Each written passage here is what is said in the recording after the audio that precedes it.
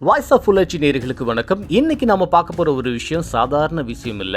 இதுக்கு பின்னாடி ஒரு மிகப்பெரிய அரசியல் மாஸ்டர் பிளான் இருக்குன்னு கோட்டை வட்டாரத்துல பயங்கரமா பேசிக்கிறாங்க. நம்ம தகுந்த அரசியல் வட்டாரங்கள்ல நமக்கு கொடுத்த தகவல் என்னன்னா, தமிழக அரசியல்ல இதுவரைக்கும் நாம பார்த்திராத ஒரு மெகா கூட்டணி உருவாவதற்கான அஸ்திவாரம் இப்பதான் போடப்படுது. அதை பத்தி தான் இந்த வீடியோல நம்ம முழுசா பார்க்க போறோம். நம்ம விசாரிச்ச வகையில ஒரு இன்ட்ரெஸ்டிங்கான தகவல் வெளியாயிருக்கு. அது என்னன்னா, தமிழக வெற்றி கழக தலைவர் விஜய் இருக்கார் இல்லையா, அவரோட பனையூர் நீலாங்கரை வீட்டுக்கு ரொம்ப பக்கத்திலேயே இந்திய அரசியலோட சாணக்கியர்னு சொல்லப்படுற அமித்ஷா வீடு பார்த்துட்டு இருக்காராம். விஜய் வீட்டுக்கு பக்கத்திலேயே ஏன் அமித்ஷா வரணும் அப்படிங்கிறதா இப்போதைய $1,000,000 கேள்வியா இருக்கு. நமக்கு கிடைச்ச தகவல் படி ஏற்கனவே அவர் ஒரு வீட்டை பார்த்து ஃபைனலும் பண்ணிட்டாராம். அந்த வீட்டுக்கு தற்காலிகமா அவர் குடியேற போறாருன்னு சொல்லிக்கிறாங்க. என்னடா அது, டெல்லியில இருந்தே மொத்த இந்தியாவையும் ஆட்டி வைக்கிறவரு இப்போ நேரடியா தமிழ்நாட்டுக்கே ஷிஃப்ட் ஆகிறாரா? ஏன் இந்த திடீர் முடிவு? இதோட பின்னணியில என்னதான் நடக்குதுன்னு விசாரிச்சப்பதான் ஒரு பெரிய லிஸ்டே வருது. உண்மையிலே சொல்ல போனா அமித்ஷா தன்னோட முழு கவனத்தையும் இப்போ தமிழ்நாட்டு பக்கம் திருப்பிட்டாருன்னு அரசியல் விமர்சகர்கள் பேசிக்கிறாங்க. இதுக்கு முன்னாடி எல்லாம் எலெக்ஷன் நேரத்துல மட்டும் வந்துட்டு போற ஒரு விசிட்டரா இருந்தாரு. ஆனா இப்போ சீன் டோட்டலா மாறப்போகுது. வாரம் ஒரு முறை சென்னைக்கு வந்து தங்கி தமிழக பாஜகவோட வியூகங்களை அவரே களத்துல இறங்கி பார்க்க போறாராம். இதுக்காக சென்னையில ஒரு பெரிய பங்களாவே தேடிட்டு இருந்தாங்களாம். கிண்டி, அடையார், மயிலாப்பூர்னு எல்லா ஏரியாவிலையும் செக் பண்ணிட்டு கடைசியில விஜய் இருக்கிற அதே நீலாங்கரை ஏரியாவை தேர்வு செஞ்சிருக்காங்க.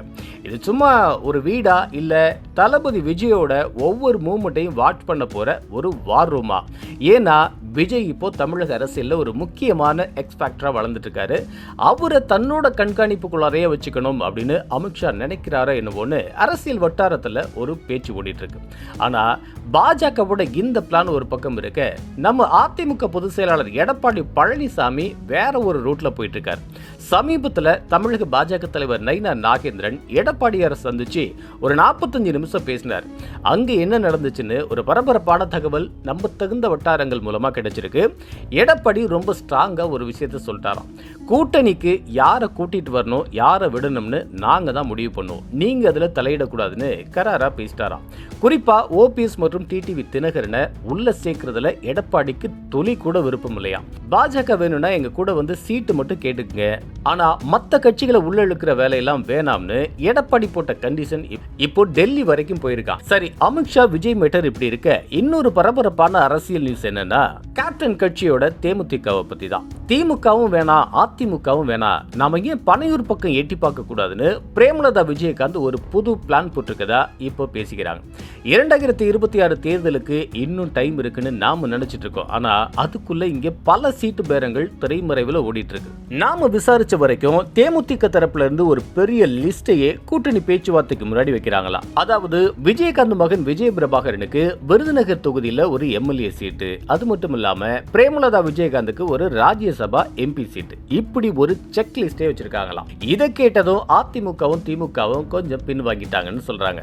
கூட்டணி பேச்சுவார்த்தையே இன்னும் முழுசா ஆரம்பிக்கல, அதுக்குள்ள இப்படி ஒரு டிமாண்ட் வச்சா எப்படின்னு ரெண்டு தரப்புமே அப்செட் ஆயிட்டாங்களாம். ஆனா தேமுதிக தரப்போ, எங்களுக்கு இன்னும் 15% மேல வாக்கு வங்கி இருக்கு, நாங்க இல்லாம யாராவது ஜெயிச்சு காமிங்களை பார்ப்போம் அப்படின்னு சேலஞ்ச் பண்ணிட்டு இருக்காங்களாம். அதிமுக பொதுச் செயலாளர் எடப்பாடி பழனிசாமி தேமுதிக தரப்புல ஒரு ரகசிய முடிவு எடுத்திருக்கதா இப்ப அரசியல் வட்டாரத்துல பரபரப்பா பேசப்பட்டு இருக்கு. தேமுதிகவோட இனிமே கூட்டணி பத்தி யாருமே பேச வேண்டாம் அப்படின்னு தன்னோட செகண்ட் லெவல் லீடர்ஸ்ட அவர் சொல்லிட்டாராம். இதனால எரிச்சலான தேமுதிக தலைமை, திமுகவும் அதிமுகவும் நம்மள மதிக்கலன்னா என்ன, நம்ம நேரா பனையூர் பக்கம் போய் தளபதி விஜயை சந்திப்போம், இல்லனா அமித்ஷா கிட்ட பேசணும்னு ஒரு முடிவுக்கு வந்திருக்காங்களாம். விஜயோட கைகோர்த்தா அது ஒரு புதுவிதமான ஒரு எனர்ஜியை கொடுக்கும்னு தேமுதிக தொண்டர்கள் மத்தியில ஒரு பேச்சு ஓடிட்டு இருக்கு. இப்போ நிலைமை இப்படிதான் இருக்கு. ஒரு பக்கம் அதிமுகவும் திமுகவும் தேமுதிகவை கழட்டி விட பாக்குது, இன்னொரு பக்கம் தேமுதிக தனியா ஒரு ரூட் போடுது. ஜனவரி மாசம் நடக்க போற தேமுதிக மாநாட்டுல இது சம்பந்தமான ஒரு அதிகாரப்பூர்வ அறிவிப்பு வரலாம்னு எதிர்பார்க்கப்படுது. மொத்தத்துல பனையூர் நீலாங்கரை இப்போ தமிழக அரசியலோட ஒரு மைய புள்ளியா மாறி இருக்கு. விஜய் அமித்ஷாவோட பக்கத்து வீடு தேமுதிகவின் பனையூர் பார்வை, இதை பத்தி நீங்க என்ன நினைக்கிறீங்க? இது விஜய் மிரட்ட போற விஷயமா, இல்ல விஜயோட எல்லாரும் கை கோக்க போறாங்களா? உங்க கருத்தை மறக்காம கமெண்ட்ல சொல்லுங்க. இதே மாதிரி முக்கியமான பொலிட்டிக்கல் அப்டேட்ஸ்க்கு நம்ம சேனலை ஃபாலோ பண்ணுங்க.